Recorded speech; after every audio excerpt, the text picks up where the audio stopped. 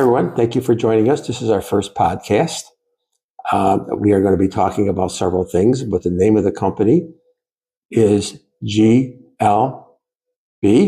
18, and there's a lot of reason for that. And of course, I picked that up, didn't I? What is it? It's not.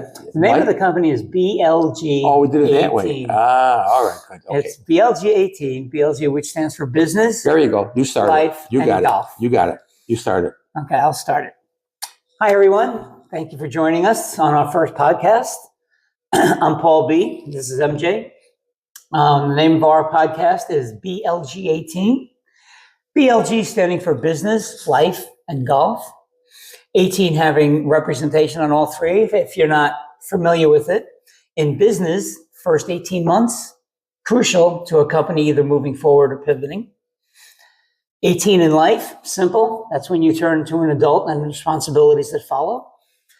And 18 in golf, unless you're a golfer, that's pretty simple. That's how many holes you're playing around. So we're using this as a template as how we're going to discuss how business, life, and golf share certain successes. Of course, it doesn't give you a stroke, but it's going to share certain successes, and then we're going to discuss a lot of these topics coming up. Yeah, and we're going to be doing this over the next 10 weeks, and we'll be deciding as we go along, especially if you give us some emails telling us some questions you may have as we go along, and we'll be answering those also. So, I mean, we should start this all with talking about how do you think about it when you think about starting something new? Let's start with golf. All right, Paul, what do you think? How do people say, let me go play golf? Yeah, I don't know how much of a conscious decision it is. As more of a social decision. They look at it as maybe some of their friends play golf, or there are people at work, people at the place they volunteer at, and they play and they have a good time. They can see there's a camaraderie, there's a friendship. And that's, I think, the first thing that draws people in is this idea of creating that camaraderie and friendship while learning to play a new game. And as far as business is concerned, it usually ends up with somebody has an idea, and they think about it, and maybe they meet their friend at Denny's and they say, what do you think of this idea? And from there, they start the wheels start turning, and they keep, well, maybe we can do this, maybe we should do this. Right. And one of the reasons we're here is to explain to you how golf and business isn't as simple as just good idea, let's go do it. Yeah, well, and that's true, because if you look at a lot of, like, I'll take golf for example, right?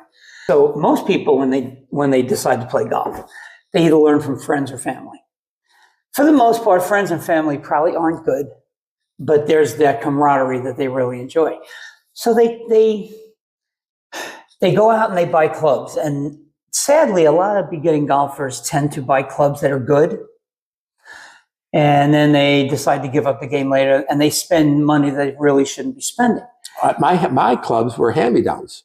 Right. Well, so were mine when I first started. Well, I started when I was 12. Yeah, mine were hand-me-downs, so it was no, and back then there was no Dicks or anything, so you either got them from somebody else, or you went to the pro shop and you bought them there. Actually, I remember my father found my clubs at an antique store. Yeah. Yep. And they were $5. And I used them all through high school. And it's interesting because the reason I bring this up about the clubs is we all know that it's not the wand, it's the wizard when it comes to golf. I don't care what clubs you use, as long as you learn how to use them correctly, you can play well. And my clubs, oh my God, they weren't, by today's standards, they're horrible. But in high school, I went 43-4 using these clubs. So that taught me that you don't have to go out and buy these great, wonderful, masterful $500,000 clubs and get $200 shoes and make sure you got all, a dozen gloves sitting off there, whatever it is. You don't need that in the beginning. What you're trying to learn in golf is how to temperament yourself through the 18-hole round. And I know in business, whenever you start a business, people tend to do a whole lot in the beginning and spend all this money, get all this stuff together. Well, yeah, people's expectation, and I hate to be a downer on this, but you got to temper your expectations. You have to write it down, think about it, and then decide as you go through. I say there's 8 steps you go through to actually get to the end. But it's 8 serious steps. It comes all the way from the idea to the market to the financing, all the way through the end before you just don't open it up in 2 weeks and start doing something, because the reality is you're going to fail. You're going to fail, and I can guarantee it. Right. Now, do you want to, since today's an introductory episode, do you want to maybe next week, let's pick up expectations? Because there's a whole lot of things I can say about that too. Yeah, we can do that next week, because all we're looking for this week is to show the people that if that are interested in starting their own business or thinking about taking up golf, or what the parallel between the two are, which are, you don't have to be a golfer to realize the parallel. No. And especially if those parallels all center around life anyway, because both business and golf were designed around how life works. Because otherwise they would be on such tangents that nobody would be able to do it. Yeah, it's true. It's very true. And in today's world, time is always of the essence. Right. And so you don't have there's a pressure to get better quick at golf. And there's also the pressure of getting up and running as soon as possible. Right. And you have to set your expectations ahead of time and set small goals. Small goals keeps you coming back, or else keeps you going forward with your business plan. Yeah. And a business plan is a lot like your mental preparation when you start the round. Much like when you're going into high school that first day, we come up with this plan of what we think high school is going to be like, and what kind of kids we're going to meet, and what the teachers are going to be like. And we have this thing that we think we're going to follow. And just like in business and just like in golf, it falls apart. And you end up having to really take a look and almost say, all right, how do I mimic the successful people? Who are the successful people, right? In golf, it's easy. You just watch the PGA Tour and you'll know who's successful. In business, you follow, Warren Buffett's advice in investing, you could probably do pretty well, right? But in life, you don't get that. The only thing you have is you watch your parents, your neighbors, you watch your friends, and you can see all of a sudden all these parallels start to take form. Yeah, it's interesting how in business, when you sit down and you think about what you want to do, it really gets confusing after a while when you try to put it down on paper, because you don't really know how to get to the end. Right. You know what your idea is, you know what you think you want to do, but and depending on what you're doing, you could be an attorney going on his own, you could be an accountant, you could be somebody who wants to open a shop, you may want to manufacture something, you may want to buy something and resell it, you may want to represent the company, but all of them, without a doubt, they all follow the same rules of getting started. There is no difference what it is. It's all the same rules. That's true. That's true. And in golf, so I could introduce myself. Here's my book. It's called Let Me See What Happens If I. Right? Simple principle. It's how to get creative and be good at golf. Now, where do you find that, Paul? Right now this is up on the website. You can get it at paulbharringtongolf.com. You can also get it on Amazon. You can also get it at Lulu Publishing, LULU.com. Now, if people want to send us questions as we go along, where do they send their questions? You know what? I think for questions, I think the best thing for our audience at this point is maybe just let's have them just leave comments. And then this way, everybody else can see what questions they have. And we'll come back next week or the week after, and we'll answer a couple of them. Yeah, and if you think you're confused, Paul's guy that always wears the crazy shirts, I could never get away with that. And crazy. These are beautiful. Yeah, I can't. It just. And I'm the guy with the sunglasses because I have a face for radio. So that's who we are. So I'm MJ, and that's Paul. And we hope you follow us, because I think you're going to be intrigued. There's going to be a lot of interesting stories. There's going to be a lot of information that you can use going forward. So that's pretty much basically what we're thinking about doing going forward. And hopefully, as we go along, you'll find it interesting and helpful.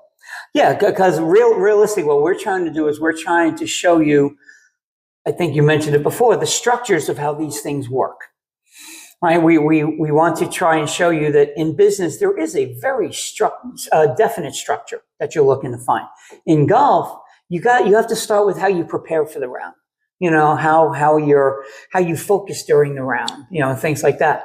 And all these structures, then you're going to see how they're going to turn back into life. And hopefully, if we do our job correctly, we'll get you to see how they tie in, and hopefully it'll help you get through these three parts of your life. I think just so that people understand, especially for business, there's a quick story here. When I was on the road selling, I got started selling, and I met a gentleman who was extremely good at selling. Mm-hmm. His name was Arnold. And Arnold, I said to him, how do you do this? He says, well, the first thing, because I was looking at a product, I wasn't that crazy about it, but I was trying to sell it. I says, he said, you don't sell the product, you sell the box. Your job is to sell more boxes than the other guy. You don't really care what's inside the box. Now, I know that sounds counterintuitive and everything else. Oh, you should believe in what you're doing. But if you're selling something, that's what you're selling. You're selling the box, whatever's in it, that's what you're selling. And as far as you're concerned, that's the best thing you've ever sold. So, you know, these are so that when you look at things and you start looking at different ways to do business, you remember what we're doing here. Your object is to sell more boxes than the other guy. And when it's all said and done. Okay. See, and that's interesting. So don't get caught up in the detail. No, you can't. Right. Well, much like in golf, the object is to put the ball to stop rolling in a position that'll make your next shot easier to get to whatever that goal is. Because everything's goal oriented, just like in business. I think for me, Paul, the biggest problem with golf is when you do miss a shot, getting yourself act together again. And the same way with business, you know, sometimes you'll falter, but you just can't retreat. Yeah. You have to clear your mind, see what went wrong in the business decision or in your golf shot, and move forward with it. Right. Because don't you find that for the most part, people live in the past? I think, to your point, they live in the past and not in a good way. Yeah, not in a good way. No, that's not right. Not in a good way. That's right. You know, so you learn from your mistakes. You know, you feel you're going to, when you start your own business, I'll tell you right up front, you're going to fall down, bloody yourself several times, and it's going to take a certain individual that can go through the process that we're going to be going through to get you to the end that you really want to be at. Right. Well, much like in life. I mean, you know, when you're a kid, you ride your bikes. And you ride around and you try and jump a curb or you try and go on a ramp or whatever it happened to have been, and you got hurt. And it hurt, but you got up and you tried it again. Yeah, you didn't say I'll never ride. You didn't say I'll never ride a bike again. You get right back up on the bike. Right? Yeah. You just said, "Oh, I'll remember not to do this next time." And maybe next time you'll say to yourself, "Well, I still want to try and jump this ramp, but let me see what happens if I take it on this angle." Maybe on this angle, and you end up learning something. And in life, it's the same principle. You know, well, I want to go up to this girl and introduce myself, you know, because I think she's cute. Or, you know, you're 15 years old. You kind of don't know what to do. So you just say to yourself, well, let me see what happens if I walk up to her and just say hello. Yeah, I'm convinced that after you're in the 8th or 9th grade, men are pretty much done growing up. So wait, I haven't grown up yet. So yeah, I know. So you know, we don't grow up; we just get older. Yeah. And if you're not careful, you keep jumping off the wrong bridge. Right. And what this does in our case, both our cases, is that life interacts with life, and it makes it more palatable and more successful. That's right. It was that old story. You find something that works, you just do it over and over and over again. You know, you don't need to invent the new wheel every week. No. So that's one of the premises of golf, and it's the same thing with business. So that's right, and that's what we're going to be focusing on in our first season here. So it's going to be 10 episodes in this first season, and each week we're going to focus on a different aspect. I think next week expectation would be a really good thing to do, and we're just hoping that we can come up with enough evidence and anecdotally so that you might be able to take part of this and go, you know, I was thinking of learning to play golf, or, you know, I'm thinking of starting my own business, We're just trying to give you anecdotally what we think you should be looking for. For business, the most exciting time is when you think about starting a business. Mhm. And then after that, it becomes work. Oh, yeah.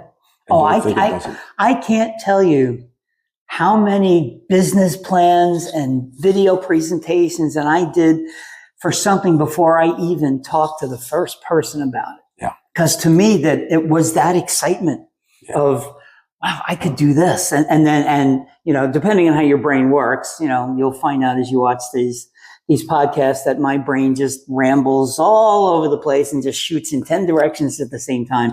And it's up to John to just kind of, working with Paul is like trying to herd cats. It takes some time, but that's his creative part of him. That's why he's such a good golfer. His creativeness is incredible. I'm not that creative.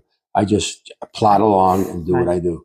And you'll see if you want to get an idea of my golfing skills and how I teach up on our YouTube site, and also on the website, you'll see that I have a bunch of videos up there, kind of giving you an idea of how I mentally look at the game and how I get creative. So next time, Paul and I will be ready to talk about the next level. Yep. Yes, we will. Thank you. We will see you then.